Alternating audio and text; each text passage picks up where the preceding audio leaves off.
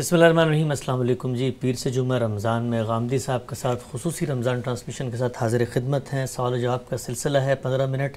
ہم سے بہت شکریہ، آپ کے وقت کا آغاز کرتے ہیں سوال و جواب کو لے کر۔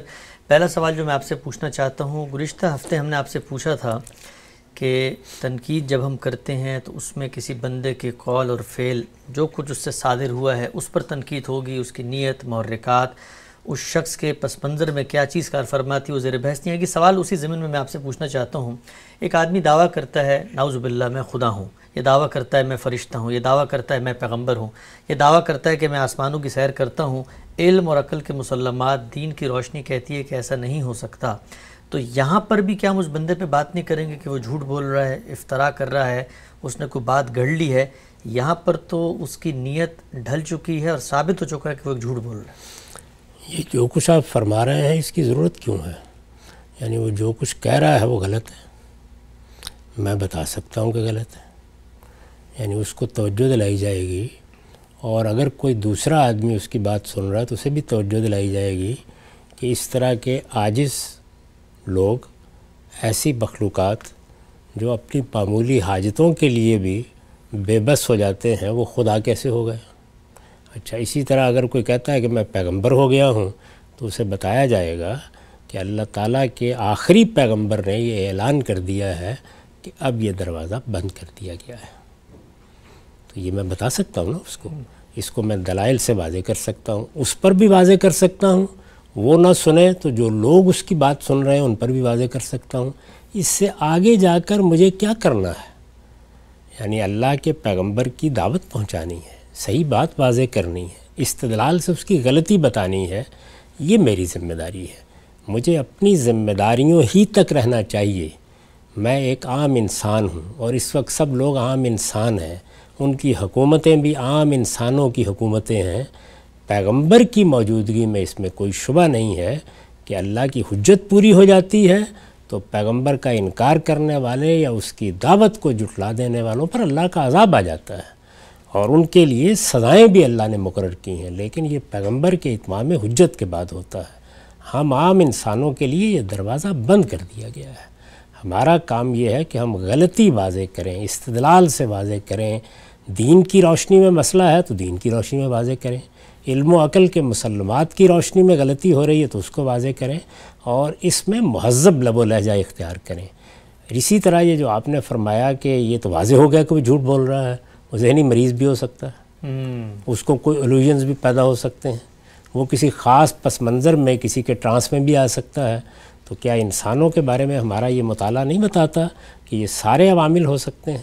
تو اس کے بارے میں خواہ کوئی بات کہنے کی بجائے ہم بات تک ہی محدود رہیں گے، یعنی قول تک یا فعل تک۔ ٹھیک ہے ہم صاحب، یہ بتائیے گا کہ یہ جو آپ بہت اصرار سے فرماتے ہیں قول تک یا فعل تک، اس کا کوئی نتیجہ بھی مرتب ہوتا ہے؟ مثلا ایک آدمی ایک بڑی گمراہی کو پھیلا رہا ہے تو اگر ہم اس کے صرف قول و فعل پر تنقید کرتے ہیں تو جو اس کے سننے والے ہیں ان کے لیے بھی دعوت کا ایک میدان کھلے گا، ایک بنیادی استدلال پہ لوگ آئیں گے، آرگومنٹ پہ بات ہوگی۔ اگر ہم نے شخصیت پہ کہہ دیا جھوٹ تو وہ بھی کہیں گے آگے سے جھوٹ۔ فائدہ کیا ہوتا ہے اس کا؟ یعنی سب سے بڑا فائدہ یہ ہوتا ہے کہ لوگوں کی توجہ اصل بات پر رہتی ہے، ان کے اندر ایک علمی استدلال کا ذوق پیدا ہوتا ہے، وہ چیزوں کو دلیل کی بنیاد پر جھٹلانا یا ان کی تصدیق کرنا سیکھتے ہیں۔ آپ یہ دیکھیے کہ ہمارے پیغمبر نے کیا اعلیٰ تعلیم دی ہے۔ یہودی بہت سی باتیں، بہت سے قصے اپنے ہاں کے سناتے رہتے تھے، ہر قوم میں اس طرح کی چیزیں ہوتی ہیں۔ آپ کے سامنے بعض چیزوں کا ذکر کیا گیا تو آپ نے فرمایا لا نصدق ولا نکذب، میں نہ ان کی تصدیق کرتا ہوں نہ تکذیب کرتا ہوں۔ صرف نظر کر لیجئے، اگر کسی بات کا کوئی اثر نہیں پڑ رہا کسی چیز پر تو آپ کو کیا مصیبت پڑی ہے کہ آپ ضروری وہاں مورچہ لگا کے بیٹھیں گے؟ اور اگر اثر پڑ رہا ہے تو کوئی بات ہوگی نا، تو بات کی آپ تردید کریں، یا اس کا کوئی فعل ہوگا جس میں غلطی ہوگی اس کی غلطی واضح کریں۔ اس سے لوگوں کے اندر یہ چیز پیدا ہوگی کہ وہ محرکات طے کرنے اور پس منظر جاننے اور نیت پر حملہ کرنے اور بد زبانی کرنے اور بد تہذیبی سے گفتگو کرنے سے گریز کریں گے، اور دلیل دینا سیکھیں گے، دلیل کی بنیاد پر بات کرنا سیکھیں گے۔ اس سے سوسائٹی میں امن پیدا ہوگا، اس سے متشددانہ رویوں کی حوصلہ شکنی ہوگی، اس سے لوگوں کے گلے کاٹنے کے طریقے اختیار نہیں کیے جائیں گے، اس سے لوگوں کے لیے آزار اور اذیتیں پیدا نہیں کی جائیں گی، اس سے اس طرح کے نعرے نہیں لگائے جائیں گے کہ جو پوری سوسائٹی کا امن و امان برباد کر دیتے ہیں، بلکہ بڑی سے بڑی غلطی بھی علم کی دنیا میں علمی طریقے سے زیر بحث آئے گی۔ اس وقت بہت سے لوگ ہیں وہ یہ بات کہتے ہیں کہ یہ سائنسدانوں نے ایسے ہی ایک بات اڑا دی ہے کہ زمین سورج کے گرد گھومتی ہے، زمین کو تو ہم نے کبھی گھومتے نہیں دیکھا، ہر وقت کھڑی ہوئی ہے۔ اب ظاہر ہے کہ اس زمانے میں جو علم ہمارے پاس ہے اس کی روشنی میں یہ ایک احمقانہ بات لگتی ہے، لیکن بڑے بڑے لوگ کہتے ہیں، تو پھر کیا ان کے بارے میں یہ طے کیا جائے کہ ان کا ذہنی توازن خراب ہے، یا ان کو معلوم ہے کہ سائنس درست کہہ رہی ہے لیکن یہ جھوٹ بول رہے ہیں؟ بھائی ایک خاص پس منظر میں ذہن کوئی رائے قائم کرتا ہے، بس ہم اس کی غلطی واضح کرنے تک محدود رہیں گے۔ علم میں، سائنس میں، کسی بھی چیز میں یہی کافی ہے۔ کتنے لوگ ہیں کہ جو نسخے ترتیب دے کے علاج کرنا شروع کر دیتے ہیں۔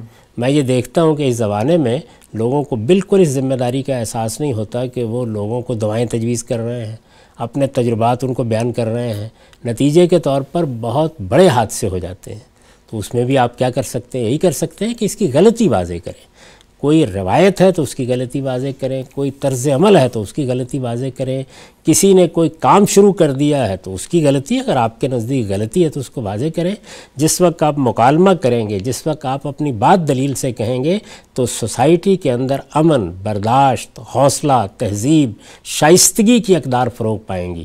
جب آپ لوگوں کے محرکات طے کریں گے، ان کے خلاف پروپیگنڈے کا طریقہ اختیار کریں گے، تو اس کا لازمی نتیجہ یہ نکلے گا کہ اس طرح کی چیزیں زیادہ فروغ پائیں گی، اس لیے کہ اس سے جذبات زیر بحث آ جاتے ہیں، اور جب جذبات زیر بحث آ جائیں تو پھر کسی کو کوئی بات سمجھانا آسان نہیں۔ ٹھیک، ایک اور قائم صاحب استدلال میں آپ کے سامنے رکھتا ہوں جو ہمارے بالعموم روایتی طور پہ پیش کیا جاتا ہے، بندے کی نیت محرکات طے کرنے کے حوالے سے کہا جاتا ہے کہ کہیں پہ دیکھیں بجلی کا کھمبا لگا ہو، ہائی ٹینشن وائر ہو، تو وہاں پر استدلال نہیں ہوتا، وہاں وارننگ کا بورڈ لگایا جاتا ہے۔ کہیں پہ کھائی ہو تو وہاں پر لوگوں کو متنبع کیا جاتا ہے۔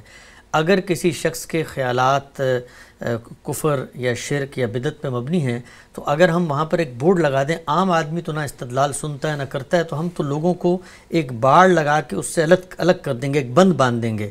تو یہاں پر عملی لحاظ سے تو عام آدمی کے پاس تو نہ کوئی ذریعہ ہے وہ استدلال اس کا سنے، ہمارا سنے، تو عام آدمی اس طرف جائے ہی نہ، اس بدعت، ضلالت، گمراہی سے دور رہے، تو کیوں نہ ایک لیبل لگا کے، ایک لال بتی لگا کے اس کو وارننگ دے دی جائے۔ سوال جانتے ہیں اس کے پیچھے کیا ذہنیت کار فرما ہے؟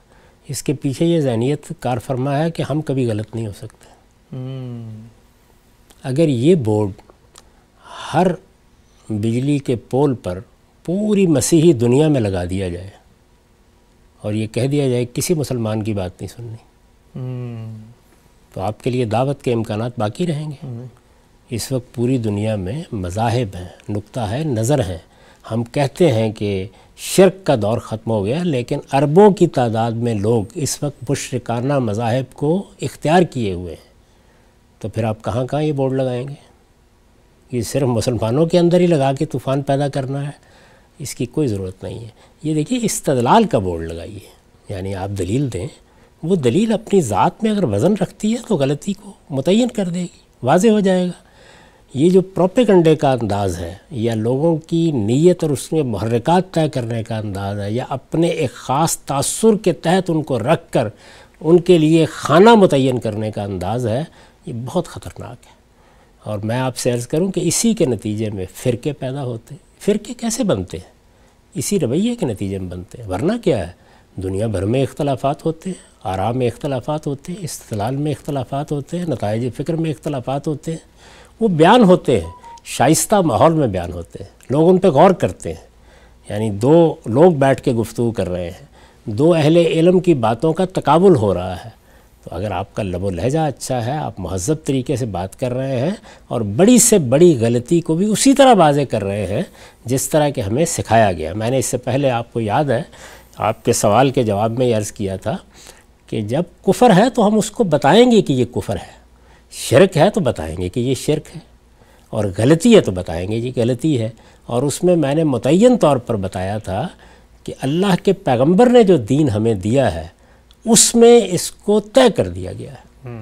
یعنی میں بار بار توجہ دلاتا ہوں کہ اگرچہ یہ ساری بات قرآن مجید میں بیان ہو گئی تھی، لیکن رسالت باب صلی اللہ علیہ وسلم نے اسی چیز کو روکنے کے لیے جبریل کے ساتھ وہ گفتگو کی ہے۔ ظاہر ہے کہ اس کا اہتمام اللہ تعالیٰ کی طرف سے کیا گیا۔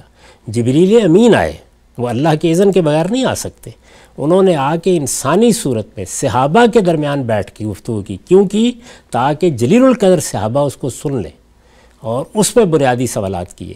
اب میں آپ سے پوری ذمہ داری سے یہ کہتا ہوں کہ اگر ہم اپنے ہاں دینی اصلاح کے معاملے کو ان 10 چیزوں تک محدود کریں اور باقی تمام چیزوں کو ایکڈیمک چیزیں قرار دے کے ان میں علمی گفتگو کرتے رہیں، کبھی کوئی فرقہ پیدا نہیں ہوتا۔ اچھا، اس وقت کیا ہوتا ہے، ابھی ہمارے ہاں ایک جلیل القدر عالم دنیا سے رخصت ہوئے ہیں، کیا وہ خدا کو نہیں مانتے تھے؟ کیا توحید کے قائل نہیں تھے؟ کیا رسالت پر ان کا ایمان نہیں تھا؟ کیا فرشتوں کا وہ انکار کرتے تھے؟ بتائیں مجھے کسی چیز کے بارے میں، کیا آخرت کے بارے میں کوئی تردد تھا؟ ساری زندگی اس کی منادی کرتے رہے، ایمانیات کی 5 چیزیں۔ کیا وہ نماز کا اہتمام نہیں کرتے تھے؟ اللہ کی توحید کی شہادت نہیں دیتے تھے؟ محمد الرسول اللہ کو دین کی آخری حجت نہیں مانتے تھے؟ یعنی میں پوچھنے کی جسارت کر رہا ہوں، روزہ نہیں رکھتے تھے، عمرہ نہیں کرتے تھے، حج نہیں کرتے تھے، زکوٰۃ نہیں دیتے تھے، یعنی ان سب چیزوں پر عامل تھے۔ آپ کو معلوم ہے کہ ان کے بارے میں منفی تبصرے کرنے کی بنیاد کیا ہے؟ ایک بہت بڑا فرقہ ہے جس کو ہم کہتے ہیں اہل سنت والجماعت، انہوں نے ان عقائد میں جو اضافے کیے ہیں ان کی بنیاد پر فتویٰ دے رہے ہیں۔ یعنی کچھ اضافے اہل تشیع نے کر لیے، کچھ اہل سنت نے کر لیے، کچھ ان کے اندر کے جو گروہ ہیں وہ کرتے رہتے ہیں۔ اسی وجہ سے میں یہ کہتا ہوں کہ مسلمان کی ایک ہی شناخت ہے اور وہ یہ کہ وہ مسلمان ہے، اور اس کے تمام معاملات کی اساس صرف اور صرف یہ چیز ہونی چاہیے کہ رسالت میں آپ صلی اللہ علیہ وسلم نے یہ 5 باتیں فرمایا ہے کہ ایمان ہے، یہ 5 باتیں فرمایا ہے کہ اسلام ہے۔ ان سے اگر کوئی انحراف کرتا ہے، یعنی وہ انحراف صریح انحراف ہے، وہ کہتا ہے میں نہیں مانتا، تو ہم کہیں گے یہ کفر ہے۔ اور اگر وہ ان کی تعویل کرتا ہے اور تعویل میں بڑا انحراف پوشیدہ ہے تو کہیں گے کہ یہ بڑی گمراہی ہے۔ بس بات ختم ہو گئی۔ اس کے بعد مختلف فرقوں کے عقائد کی کتابیں ہیں، وہ اہل سنت کی بھی ہیں، وہ اہل تشیع کی بھی ہیں، وہ اسماعیلیوں کی بھی ہیں، وہ عباضیہ کی بھی ہیں، وہ زیدیہ کی بھی ہیں۔ یہ ان کے عقائد کی کتابیں ہیں، ان کے مطابق فتوے دیے جاتے رہتے ہیں۔ ورنہ میں آپ سے سچ عرض کرتا ہوں کہ اگر آپ وہاں محدود ہو جائیں جہاں پر خدا کے پیغمبر نے جبریل کے ساتھ ملاقات میں اس اہتمام کے ساتھ اس امت کو کھڑا کیا تھا، تو اس طرح کے فتاویٰ بالکل ختم ہو جائیں گے، اور مسلمان امت اپنے تمام اہل علم کی عزت کرے گی، ان کا احترام کرے گی، ان سے استفادہ کرے گی۔ اس کا بھی ہرگز یہ مطلب نہیں کہ ان کی ہر بات کو مان لے گی، نہیں، تنقید ہوتی رہے گی، غلطی واضح کی جاتی رہے گی، لیکن تنقید ہوگی، اس طرح کا لب و لہجہ نہیں اختیار کیا جائے۔ ٹھیک ہے، ہم سب اتحاد امت کے حوالے سے جو ہمارے یہاں بحث زیر بحث رہتے ہیں اس میں آپ کا پیش کردہ یہ فارمولہ بہت ہی اہم ہے۔ انشاءاللہ مزید بھی پہلوؤں پر آپ سے گفتگو کریں گے، ہمارے یہاں پہ وقت ختم ہوتا ہے۔